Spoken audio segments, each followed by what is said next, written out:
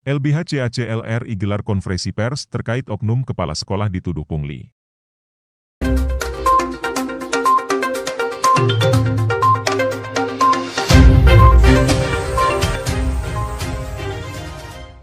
Lembaga Bantuan Hukum Sivil and Criminal Law Republik of Indonesia mengadakan konferensi pers terkait viralnya berita seorang kepala sekolah yang dituduh melakukan pungli uang bangku sebesar Rp300.000 oleh beberapa orang dan saat ini tengah dilaporkan pada pihak kepolisian, Polres Berau.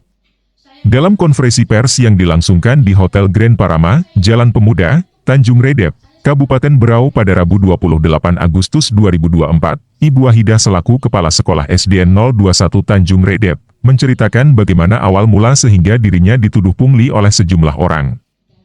Mungkin hanya itu, Pak. Terima kasih. Gini Bu,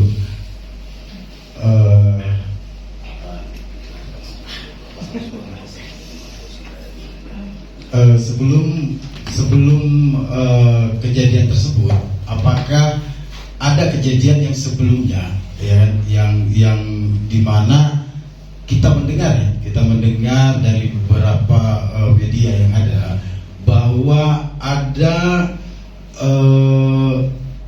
pelaporan sebelumnya kepada Ibu seperti itu?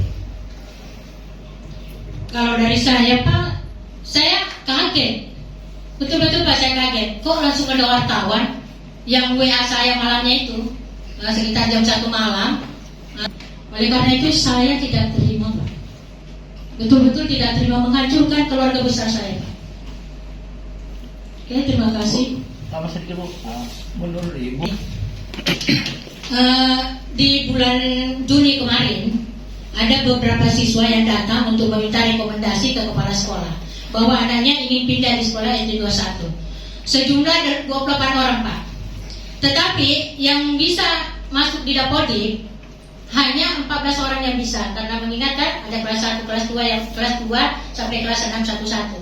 Dan satu orang itu ada yang 2 orang, anaknya ada yang 1 orang, ada 3 orang.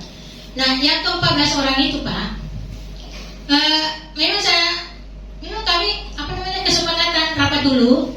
Begini, Pak, di sini sebenarnya bisa sih menerima, kalau menurut Dapodik masih bisa, ya, masih bisa. Cuma di sini hanya meja yang banyak, kursi yang tidak ada sama sekali kursi, Pak. Rusak-rusak, ada yang terbongkar-bongkar, sudah tidak bisa duduk sama sekali.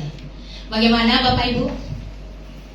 Bagaimana solusinya ini? Atau Ibu, saya anjurkan orang tua siswa supaya ke toko mencari belikan anak. Baik. Berarti menurut Ibu, keterangan yang didapatkan oleh kepala sekretaris dinas itu yang menentukan Ibu melakukan pungli? Itu kesepakatan dan kita sudah sosialisasi, Pak, dengan orang tua siswa kalau anaknya mau sekolah tidak apa-apa, cuma kursi tidak ada.